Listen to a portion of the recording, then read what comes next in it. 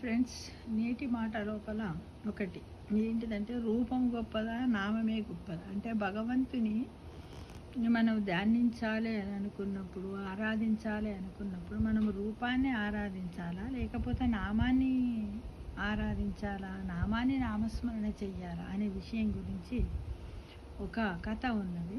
దాన్ని ఇప్పుడు మనం తెలుసుకుందాం. ఏంటంటే, ఒకానొక సమయంలో హనుమంతుని తల్లి కౌసల్య ఇంటికి వచ్చిందంట. కౌసల్య అమ్మ అడిగిందంట, అమ్మ ఎవరు మీరు అని అడిగింది. ఎవరిని? హనుమంతుని తల్లి. అమ్మ నేనెవరో నీకు తెలియదా? విశాలమైన సముద్రాన్ని అవలీలగా దాటిన హనుమంతుని తల్లిని అని ఆమె జవాబిచ్చింది. మరికొద్దిసేపటి తర్వాత అగస్త్యుని తల్లి కూడా వచ్చింది. ఎవరి దగ్గరికి వచ్చింది? కౌసల్య దగ్గరికి వచ్చింది. అమ్మ మీరెవరని అడగగా, మహాసముద్రాన్ని ఒక గుటకలో మింగిన అగస్త్యుని తల్లిని నేను అని సమాధానం ఇచ్చింది. ఎవరు? అగస్త్యుని తల్లి. ఎవరికి సమాధానం ఇచ్చింది? కౌసల్యకి. కౌసల్య చాలా ఆనందించి, నా కుమారుడైన రాముని అనుగ్రహం వల్లనే కదా మీ కుమారులు అంతటి ఘనకార్యములు సాధించగలిగారు అని అన్నది. ఎవరు? కౌసల్య.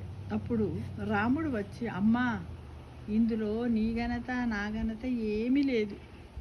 వాళ్ళు పవిత్ర హృదయంతో రామనామము స్మరించడము చేతనే అంతటి ఘనత సాధించగలిగారు. రామనామమే అన్నింటికి మూలాధారము అన్నాడు. ఎవరు? రాముడు వచ్చి కౌసల్యతో ఎవరి ముందన్నాడు? హనుమంతుని తల్లి ముందు, అగస్త్యుని యొక్క తల్లి ముందు అన్నాడు. అంటే నామి అంటే పేరు గల శరీరం, నామం కంటే నామము గొప్పది. అంటే రూపము అశాశ్వతము కానీ నామము శాశ్వతమని చెప్పారు రాముడు. కాబట్టి మనము ప్రతిరోజు కూడా హరే రామ రామ రామ నామ స్మరణ చెయ్యాలి. రామనామాన్ని కూడా మనం అక్షర రూపంలో రామకోటి రాసి మన జీవితాలన్నింటినీ ధన్యం చేసుకోవాలి. ఇప్పుడు ఒక్క నిమిషం, ఒక 4-5 సెకండ్లు రామభజన చేద్దామా ఫ్రెండ్స్? హరే రామ రామ రామ హరే హరే, హరే కృష్ణ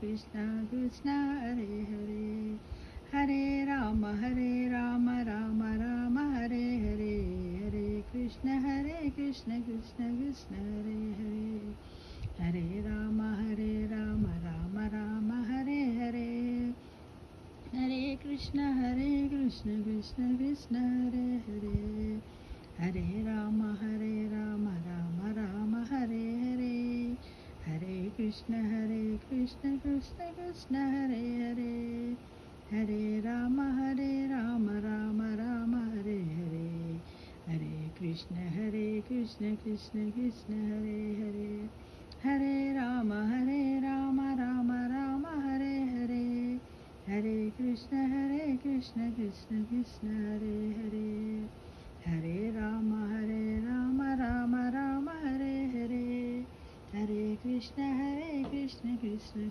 హరే హరే, హరే రామ రామ హరే హరే, హరే కృష్ణ కృష్ణ కృష్ణ హరే హరే, హరే రామ రామ హరే హరే, హరే కృష్ణ కృష్ణ హరే హరే, హరే రామ రామ హరే హరే, హరే కృష్ణ కృష్ణ హరే హరే, హరే రామ రామ హరే హరే, హరే కృష్ణ కృష్ణ హరే హరే అంటూ మనం రామనామ స్మరణను చేస్తూనే ఉండాలి.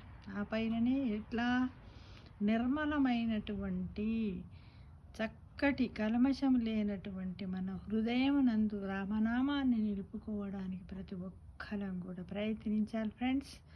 ఎంత వీలైతే గంత నీవు రాయాలనుకుంటే అక్షర రూపంలో రాసుకుంటూ నామస్మరణ చేస్తే అది 2 అవుతుంది. ఉట్టి నామస్మరణ చేస్తే ఒకేసారి అవుతుంది. మనము రాసుకుంటూ చేస్తే 3 వంతులు రాముణ్ణి స్మరించినట్టే. ఇదొకటేమో దృశ్య రూపంలో చూస్తూ, రెండవది రాత రూపంలో మనసుని నడుపుతూ అక్షరంగా నామస్మరణ 3 రకాలుగా అవుతుంది. కాబట్టి మనం రోజు 10 నామాలు రాసిన 30 సార్లు రాముని స్మరించుకున్నట్టుగా మనకు అక్కడ మన అకౌంట్లో, అంటే మన ఇల్లు అక్కడే ఉంది కదా, మన ముక్తి లోకం లోపల ఉంది కదా, అక్కడ మన బ్యాంక్ అకౌంట్లో జమ అవుతుంది ఫ్రెండ్స్. కాబట్టి ప్రతి ఒక్కరు కూడా నామస్మరణ చెయ్యడము మరవకండి. ఏ నామాన్నైనా నామస్మరణ చేసుకోండి. పవిత్రమైనటు ఉదయంతో నామస్మరణ చేసుకోండి. అందరికీ కూడా కార్తీక మాసము 4వ సోమవారం శుభాకాంక్షలు తెలియజేస్తున్నాను.